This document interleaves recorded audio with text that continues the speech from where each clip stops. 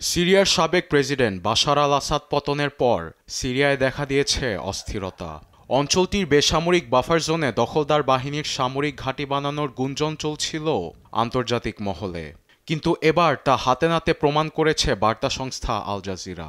Satellite ছবিতে দেখা গেছে ইসরায়েলি বাহিনীর বানানো একাধিক সামরিক ঘাঁটি, যা আন্তর্জাতিক আইনের চরম লঙ্ঘন। গণমাধ্যমের তথ্য অনুযায়ী আসাদ পতনের মাত্র কয়েক মাসের ব্যবধানে বাফার জোনে 7টি সামরিক স্থাপনা তৈরি করেছে ইসরায়েল।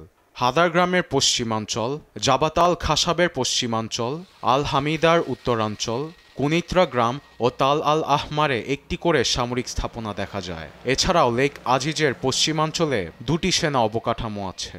গণমাধ্যমটি আরও জানায়, সামরিক যান চলাচলের জন্য পাকা রাস্তা নির্মাণ করেছে ইসরায়েলি সেনারা।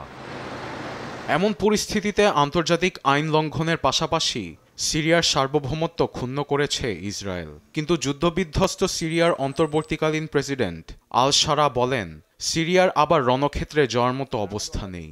তিনি 1974 সালের সিরিয়া ও ইসরায়েলের মধ্যকার বাফার জোন চুক্তির উপরই জোর দেন। তবে ইসরায়েলের প্রধানমন্ত্রী বেনিয়ামিন নেতানিয়াহু বলেন, 1974 সালের চুক্তিটি ক্ষমতাচ্যুত শাসকদের সঙ্গে হয়েছে, যার জন্য এটি আর গ্রহণযোগ্য নয়। এক্ষেত্রে সীমান্ত সার্বভৌমত্ব রক্ষায় শত্রুদের দমনে সতর্ক ইসরায়েল। অন্যদিকে বেসামরিক বাফার জোনে ইসরায়েলি বাহিনীর বিরুদ্ধে স্থানীয় বাসিন্দাদের রয়েছে একাধিক অভিযোগ। চেকপয়েন্ট বানিয়ে হয়রানি, ঘরে ঘরে অভিযান, অনুমোদনহীন গ্রেপ্তারের পাশাপাশি সাধারণ মানুষের জমি দখল করছে ইসরায়েলি সেনারা। আরবেদ আফসার, নিউজ ডেস্ক, দেশ টিভি।